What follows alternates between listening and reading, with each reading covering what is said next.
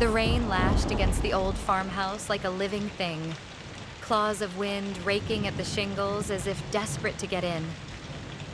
Claire sank deeper into her favorite armchair, a mug of steaming herbal tea nestled between her trembling hands. The fire crackled softly in the hearth, but it didn't chase away the chill burrowing into her bones. She had spent the last hour outside in the rain, bringing wood to the porch from the woodpile.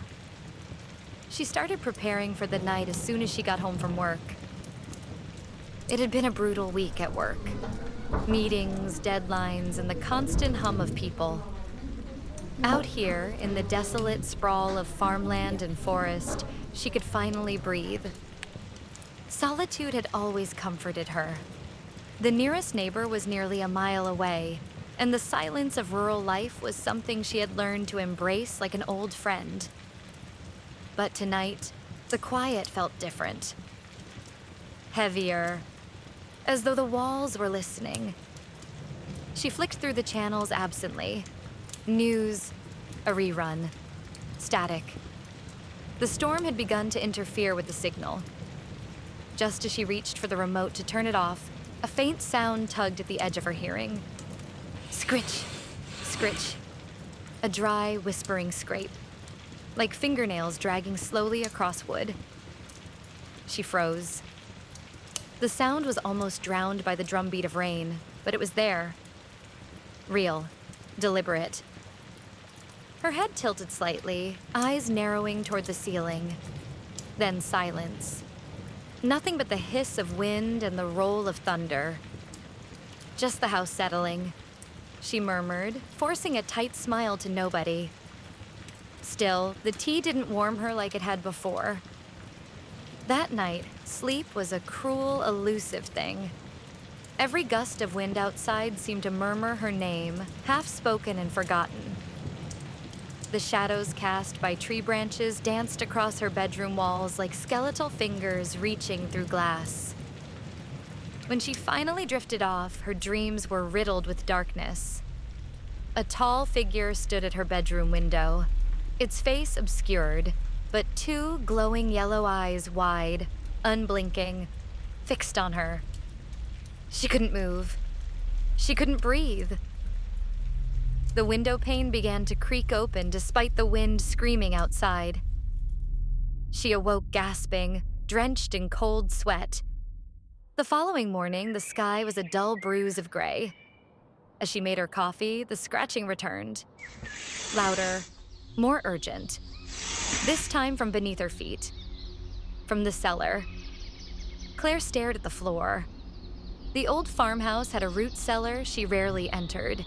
Just a damp pit of stone and spiders and forgotten junk. She had always avoided it instinctively, as though something about it didn't want to be disturbed. Maybe an animal had gotten in? A raccoon? A squirrel? Or something else? Brushing away her unease, she tried to push it from her mind. But as the hours dragged on, she couldn't shake the sensation that she was being watched. It was more than paranoia. It was primal, like prey sensing the unseen eyes of a predator in the trees. Grabbing her old flashlight and her thickest sweater, she forced herself to the cellar door. Her house had two doors to the cellar. One outside with a thick, rusty chain and a big lock that was so old and corroded that no key would ever fit inside it. The other door was in her kitchen with a latch, but no lock. It groaned open on rusted hinges, the darkness below yawning like a hungry mouth. She descended slowly, each wooden step moaning under her weight. The air was damp and sour, thick with mildew and something else. Something metallic. The scent of old blood, maybe.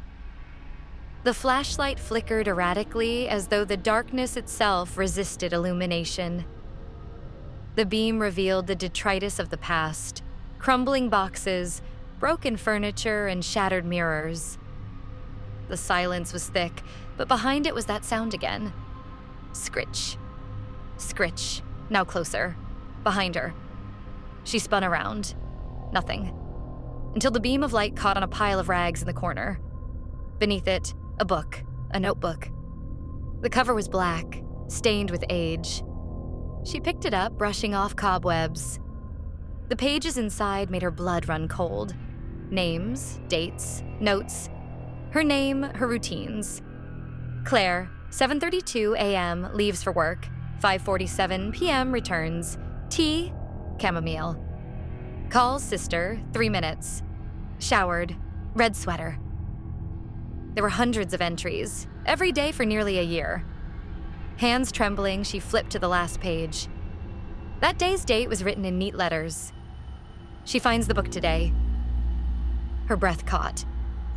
Scritch, right behind her. She turned, but the flashlight died. "Hello, Claire," came a voice from the blackness. Low, measured like a lullaby whispered through a keyhole. The beam flickered back for a second, and she saw him. Pale skin stretched tight over hollow cheeks.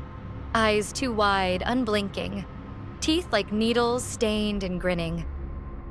"I've been waiting for this moment," he cooed, stepping into the light. "You're so predictable, so easy to understand." She dropped the notebook, backing away until her spine pressed against the stone wall. "Why do you think I chose this place?" he said, tilting his head with a jerky, bird-like motion. "It's perfect. No one around for miles. You thought you were alone." Claire screamed, bolting toward the stairs, but his hand shot out, gripping her wrist like a vice. "I know you, Claire. I know every inch of you." Desperate, she swung her flashlight into his face. He shrieked, a high animal sound, and she tore away, racing up the stairs. Behind her, she heard him scrambling after her. His footsteps were too fast, inhumanly fast.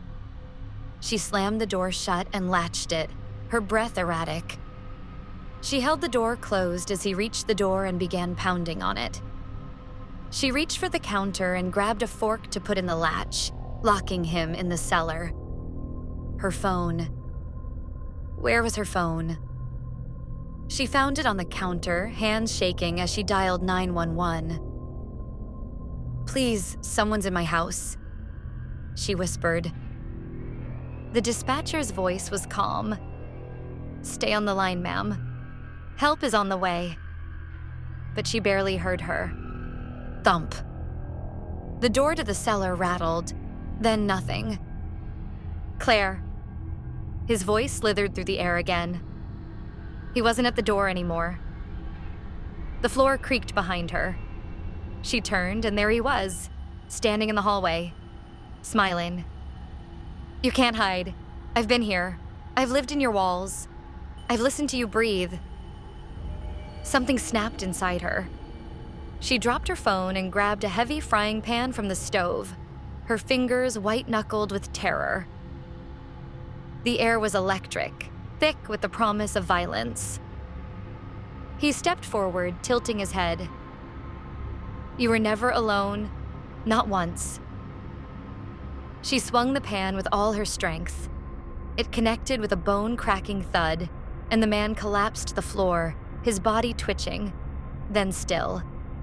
Claire stood over him, gasping, her hands trembling and slick with sweat. The silence rang in her ears. She didn't wait. She ran to her phone, breathless and wild. "There's someone in my house. I hit him. Please hurry."